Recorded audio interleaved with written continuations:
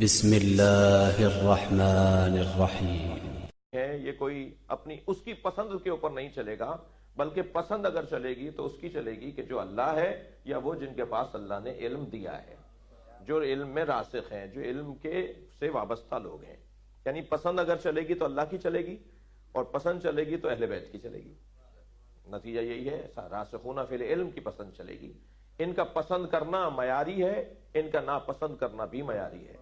یہ کسی کو رد کر دیں تو وہ قابل رد ہو جاتا ہے، یہ کسی کو پسند کر لیں تو وہ قابل پسند ہو جاتا ہے۔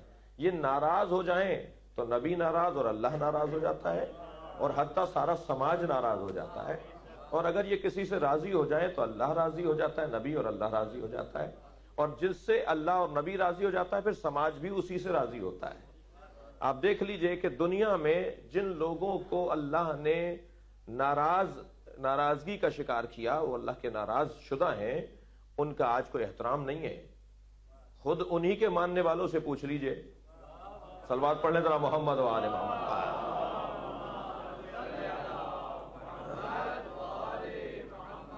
کوئی احترام نہیں ہے، بلکہ کبھی تو دبے الفاظ میں بہت کچھ ہم سے کہہ دیا جاتا ہے۔ کیا کریں، بڑے ایسے تھے، اگر ہم چھوڑیں گے تو یہ ہو جائے گا۔ میں تو اس مرحلے پر ایک جملہ کہہ کے آگے بڑھ جاتا ہوں کہ بہت سارے پیروں کو مریدوں نے مروایا ہوا ہے۔ صلوات پڑھ لیں ذرا محمد و آل محمد۔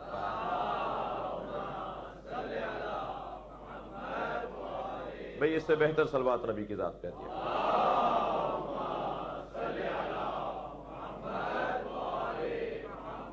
تو قرآن ہمیں ہدایت عطا کر رہا ہے، اور اس قرآن کی ہدایت کے باب میں اس آیہ کریمہ کا جو میں نے انتخاب کیا، اس میں 4 مفہوم اور 4 پیغامات بڑے روشن ہیں۔ صاحبان ایمان سے اللہ بات کر رہا ہے، تقوی کی انہیں دعوت دے رہا ہے، وسیلہ تلاش کرنے کا انہیں حکم دے رہا ہے، اللہ کی راہ میں جہاد کرنے کا انہیں حکم دیا جا رہا ہے۔ یہ 4 مرحلوں سے اگر گزر جاؤ گے، ایمان، تقوی، توسل اور جہاد، تو لعلکم تفلحون، تم کامیاب ہو جاؤ گے۔ پہلے تو یہ دیکھنا ہے کہ انسان کی زندگی کا کوئی ہدف بھی ہے یا ہدف نہیں ہے۔ لعلکم تفلحون، کامیاب ہو جاؤ گے۔ انسان کو یہ طے کرنا ہے کہ یہ با ہدف خلق کیا گیا ہے یا بے مقصد خلق کیا گیا ہے۔ بھئی کسی چیز کو بھی آپ تلاش کر کے لے آئیں، اس کا مقصد ضرور ہے۔ حتیٰ اللہ نے لاکھوں مچھر بغیر مقصد کے نہیں پیدا کیے، کروڑوں مکھیاں اللہ نے بغیر مقصد کے پیدا نہیں کی، تو پھر مجھے اور آپ کو بغیر مقصد کے کیسے پیدا کرتا؟ کوئی چیز ایسی نہیں ہے کہ جسے بغیر مقصد کے پیدا کیا گیا ہو، ہر شخص کا مقصد ہے۔ دقت چاہو اپنے محترم سننے والوں سے، بس جب انسان اپنے مقصد کو تلاش کر لے تو مقصد کی تلاش ہی اس انسان کی قیمت ہے۔ میں عمومی کر دیتا ہوں بات کو، اگر ہر شے اپنے مقصد کو تلاش کر لے تو وہی مقصد کی تلاش اس شے کی قیمت ہے۔ مثلا پتھر کا مقصد ہے کہ وہ اپنے بطن کو چیر ڈالے اور اس میں سے کوئی کوپن نکل آئے، اس میں سے کوئی پودا نکل آئے، وہ کسی اور پر قربان ہو جائے، یعنی پتھر کسی اور پہ قربان ہو جائے۔ جب پتھر کسی اور پر قربان ہونے کو سمجھ لے کہ میرا مقصد اس پہ قربان ہونا ہے، تو یہی پتھر کی قیمت ہے، یہی پتھر کی قیمت ہے۔ اب فرض کیجئے کہ زمین ہے، پتھر سے مراد آپ زمین کو لے لیجئے، یعنی آپ جو ہے وہ جماعتات مراد لے لیجئے۔ اب یہ جماعتات کا مقصد کا طے کرنا کہ میرا مقصد حیات کیا ہے، وہ یہ ہے کہ کسی طرح نباتات کی خدمت میں رہے۔ جتنا یہ نباتات کی خدمت میں رہے گی زمین، اتنا ہی یہ زمین کیا کہلاتی ہے؟ بھائی بڑی زرخیز ہے، بڑی قیمتی ہے، بھائی بڑی مہنگی ہے۔ صلوات پڑھنے ذرا محمد و آل محمد۔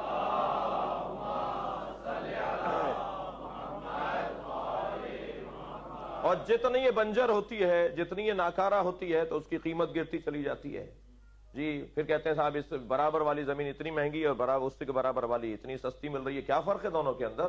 یہ تو شاید جو ہے وہ آدھا کلومیٹر کا بھی فاصلہ نہیں ہے، مگر دونوں کی قیمتوں میں زمین تا آسمان فرق ہے، اس لیے کہ ایک اپنے مقصد سے قریب ہے اور ایک اپنے مقصد سے دور ہے۔ بس یہ جب جماعتات اپنے آپ کو نباتات پر قربان کرنے کے لیے آمادہ کر لے گا تو یہ اس کی قیمت ہے، یہی اس کی قیمت ہے، یہی اس کی اہمیت ہے۔ اب یہ نباتات کس کے اوپر قربان کریں، انہیں بھی طے کرنا ہے کہ ان کی قیمت کیا ہے۔ ان کی قیمت یہ ہے کہ یہ خود کو حیوانات پہ قربان کر دیں۔ سارے نباتات جب حیوانات کی خدمت میں آ جائیں گے تو در حقیقت ان کی قیمت لگی ہے اور یہ صاحب قیمت ہے. اور حیوانات کس پہ قربان ہو؟ حیوان کو قربان ہونا ہے. مطلق حیوان کی بات ہو رہی ہے، حیوان ناطق انسان کی بات نہیں ہو رہی جی. مطلق حیوان یعنی ہر حیوان، ہر 4 پیروں والا، 2 پیروں والا، مثال 6 پیروں والا، 100 پیروں والا، جو بھی حیوان، جو بھی جنبدہ، جو بھی حرکت کرنے والا ہے، قرآن نے جسے کہا ہے کہ حرکت کرنے والا، وہ جو ایک جگہ سے دوسری جگہ چلا جاتا ہے، جس کی جنس میں اور جس کی خلقت کے اندر حرکت پائی جاتی ہے جی. حرکت اسی معنی میں لیجئے گا جس معنی میں کہہ رہا ہوں. ایک صلوات پڑھیں ذرا نبی کی ذات پہ.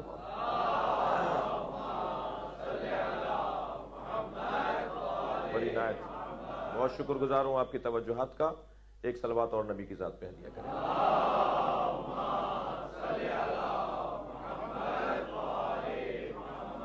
تشریف لائیے مولانا، تشریف لائیے. اب نباتات قربان ہو رہے ہیں حیوانات کے اوپر، اور حیوانات کو قربان ہونا ہے انسان کے اوپر. حیوانات کا مقصد حیات انسان کی خدمت ہے، لہذا فلاں گوشت کھانا یہ ہو جائے گا ہمارے بدن میں، فلاں گوشت کھا لیں گے تو یہ نتیجہ نکلے گا. ڈاکٹر حضرات تشریف فرمائیں. اگرچہ بہت سارے ڈاکٹر حضرات یہ مشورے نہیں دیتے، وہ خاص ڈاکٹر ہیں جو غذاؤں کے اوپر بھی توجہ دیتے ہیں کہ آپ یہ چیز اگر استعمال کریں گے تو اس کا یہ نتیجہ ہوگا. تو یہ گوشت کا انسان کے اوپر، یعنی حیوان کے گوشت کا انسان کے اوپر قربان ہو جانا، یہ حیوان کی قیمت ہے. البتہ یہ بات ذہن میں رہے کہ انسان کو بھی تو طے کرنا ہے کہ ہر ایک کو منہ نہیں لگانا. اس کا تو کام ہے کہ وہ انسان کی خدمت میں رہے، مگر یہ ضروری نہیں ہے کہ انسان بھی ہر ایک کو منہ لگا لے. لہذا مہنگا ترین جانور اگر کوئی ملے گا تو شاید وہ شیر ملے گا. اس کا کھانا حرام ہے، اس کو پانا مشکل ہے، اس کو خریدنا مشکل ہے، اس کو گرفتار کرنا، اس کو شکار کرنا مشکل ہے، مگر اس کا کھانا حرام ہے. تو یہ تو تمہاری خدمت میں آنے کو تیار ہے. اس کا کام یہ ہے کہ اپنے آپ کو تمہاری خدمت میں رکھے، مگر تمہیں بھی طے کرنا ہے کہ اس کو اپنی خدمت میں لینا ہے یا نہیں لینا ہے. اگر آپ ہمارے لیٹسٹ ویڈیوز کے بارے میں جاننا چاہتے ہیں تو ہمارے چینل کو سبسکرائب کریں اور بیل آئیکن کو پریس کریں. شکریہ.